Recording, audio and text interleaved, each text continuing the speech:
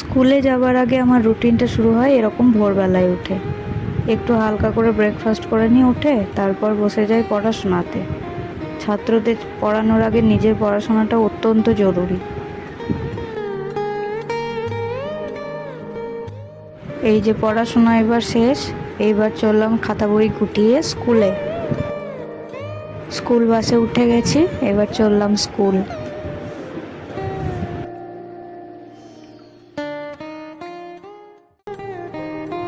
স্কুলে phone allow নেই, তাই ছবি তুলতে পারিনি, এটা স্কুল আওয়ার্সে পরে তোলা।